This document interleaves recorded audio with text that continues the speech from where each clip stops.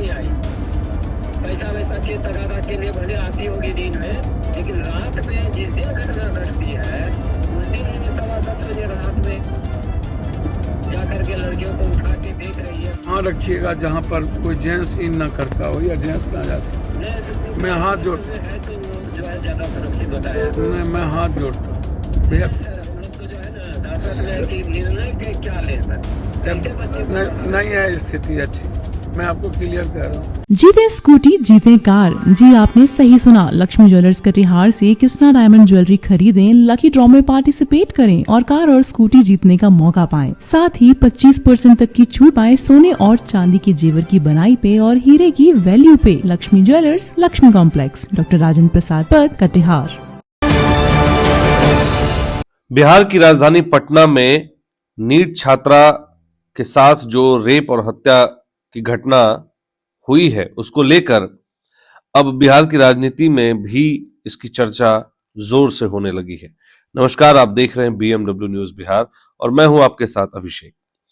देखिए, पटना में हुए नीट छात्रा, जो पटना में शंभू गर्ल्स हॉस्टल में जो नीट की तैयारी कर रही छात्रा के साथ जो रेप और हत्या की जो घटना घटी, उसने पूरे बिहार को अभी चर्चा में ला दिया है। राजनीति की तो चर्चा होती ही थी, लेकिन इस घटना ने सबको झकझोर दिया है।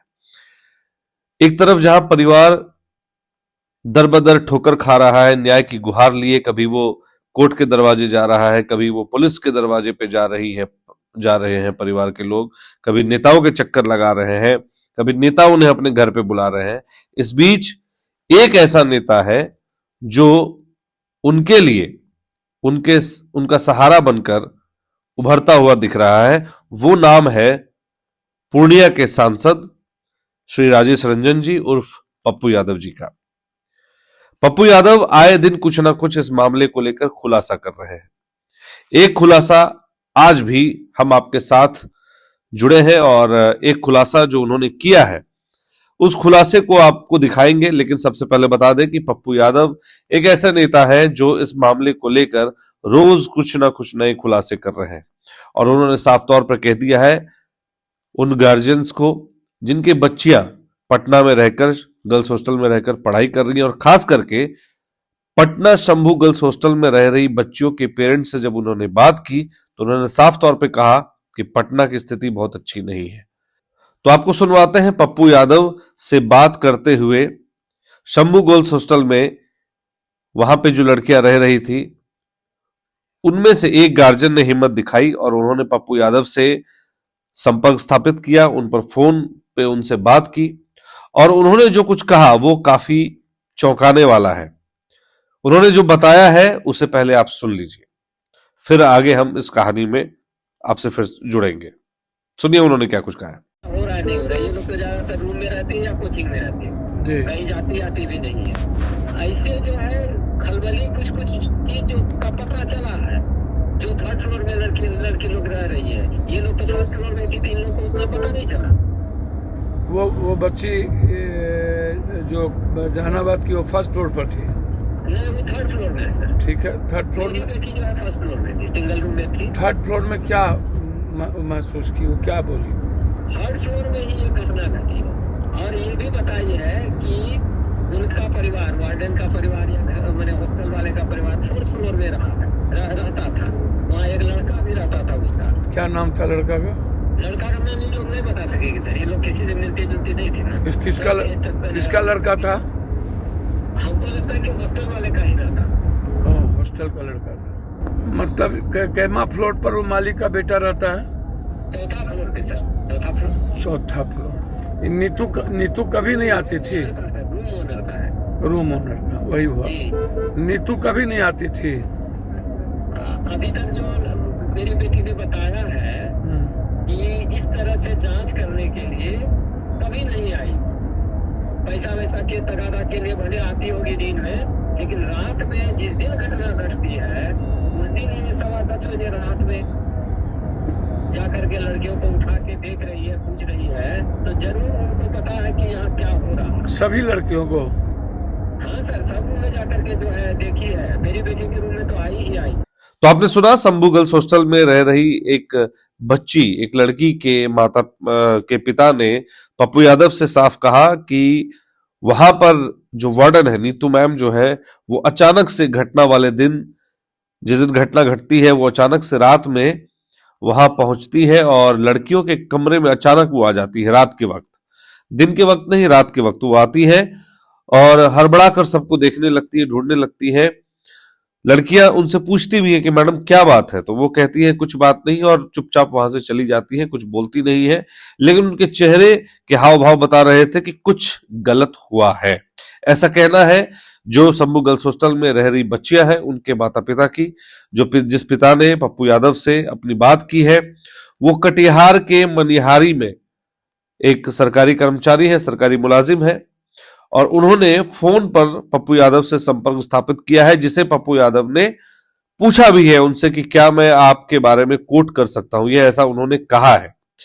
वो वीडियो हमारे पास मौजूद है।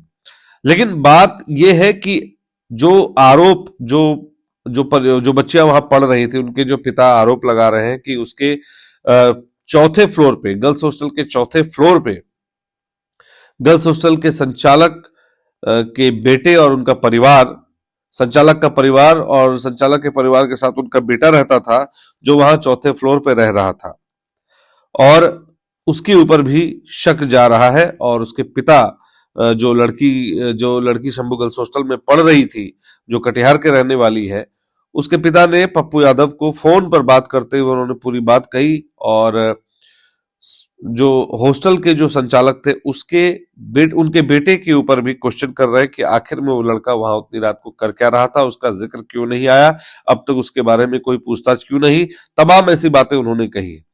तो पप्पू यादव का जो ये खुलासा है ये बहुत बड़ा खुलासा है शंभू गर्ल्स हॉस्टल नीट छात्रा हत्या और रेप वाले मामले में।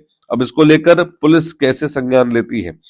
अब ले चलते हैं एक और दूसरी क्लिप पर आपको। पप्पू यादव से एक और परिजन ने बात की है, एक महिला है, उन्होंने उनसे भी बात की है और ये तमाम सवाल उठ रहे हैं शंभू गर्ल्स हॉस्टल की वार्डन जो नीतू मैम है, नीतू मैम को लेकर अब तक क्या अपडेट है पुलिस के पास, कहना मुश्किल है। हालांकि पप्पू यादव ने जो बातें शेयर की हैं उससे यह प्रतीत हो रहा है कि पप्पू यादव बहुत एक्टिवली इस मैटर को देख रहे हैं और वो कोशिश में है कि पीड़ित परिवार को न्याय मिले। लेकिन सवाल ये उठता है कि क्या पप्पू यादव की ये जिम्मेदारी है? ये जिम्मेदारी तो बिहार पुलिस की होनी चाहिए थी। ये जिम्मेदारी तो बिहार में बैठे, सरकार में बैठे जो नेता है, जो मंत्री है, मुख्यमंत्री है, उनकी होनी चाहिए थी। पप्पू यादव पूर्णिया के सांसद है, लेकिन वो पूर्णिया की आवाज बनकर संसद में बैठे हैं, लेकिन आवाज उठा रहे हैं पटना के लोगों के लिए। बहुत बड़ी बात है, ये अच्छी बात है एक नेता के लिए कि उन्होंने इस तरह का कदम उठाया है, एक पीड़ित परिवार को न्याय दिलाने की बात कर रहे हैं और आगे सामने आकर बढ़ चढ़कर इसमें हिस्सा ले रहे हैं और इस पूरे मामले को उजागर करने की दिशा में प्रयास कर रहे हैं। लेकिन हम और आप क्या कर रहे हैं, ये तय करना होगा हमें और आपको भी। फिलहाल आप इस चीज को समझिए कि पप्पू यादव ने जिस तरह से मामले को उठाया है, इस मुद्दे को उठाया, ये बड़ी अपडेट आपको दे रहे हैं और पप्पू यादव जिस तरह से लोगों के संपर्क में है, आप भी अगर उनसे संपर्क करना चाहते हैं तो उनके दिए गए नंबर पे आप बात करिए, आपको लगता है कि वो समाधान कर सकते हैं, उनसे जुड़िए। आप बीएमडब्ल्यू न्यूज बिहार से भी जुड़ सकते हैं, आप अपनी बातें शेयर कर सकते हैं। अगर शंभू गर्ल्स हॉस्टल में रहने वाले जो लोग, जिनकी बच्चियां पढ़ती हैं, वो जो लोग हैं, वो हमसे भी संपर्क कर सकते हैं और वहां जो घटनाक्रम हुए हैं उसको लेकर जो भी अपडेट आपके पास है हमसे साझा करिए, शायद किसी बच्ची को न्याय मिल जाए। उस न्याय के लिए हम भी लड़ाई लड़ रहे हैं और इसीलिए बहुत ज्यादा खबर तो नहीं, लेकिन इस खबर पर हमारी एक्टिवनेस ज्यादा है। हम कोशिश करते हैं कि इस मामले से जुड़ी हर खबर आप तक पहुंचाएं और आप भी इस मामले को लेकर ये सुनिश्चित करें कि आखिर में गलती कहां हुई, चूक कहां हुई, इस लड़की के साथ इतनी दुर्भाग्यपूर्ण हादसा कैसे हुआ। ये तमाम चीजें जो है आपको सोचने के लिए मजबूर करती हैं और सोचना भी चाहिए और आगे आपको भी आना चाहिए। जैसे पप्पू यादव आ रहे हैं तो आप इस खबर को ज्यादा से ज्यादा शेयर कीजिए ताकि उन तमाम लोगों तक पहुंचे जो इस पीड़िता को न्याय दिलाने की इच्छा रखते हैं, उसका दम भरते हैं कि उनको, उस पीड़ित परिवार को, उस पीड़ित लड़की को न्याय मिले।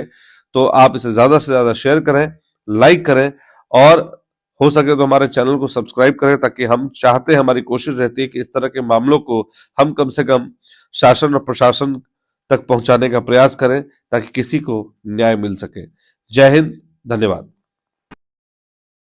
तमसोमा ज्योतिर्गमय गुरुकुल शिक्षा मंदिर संस्थान के साथ बनाए अपना भविष्य। रेगुलर और प्रोफेशनल कोर्सेज, सेकेंडरी और senior secondary courses, law, teachers training courses, pharmacy and nursing के साथ पैरामेडिकल में डायरेक्ट एडमिशन पाए। वेबसाइट विजिट करें या दिए गए नंबर पर कॉल करें। हमारा पता है गुरुकुल शिक्षा मंदिर संस्थान, कल्याण चौक, DS कॉलेज रोड, कटिहार।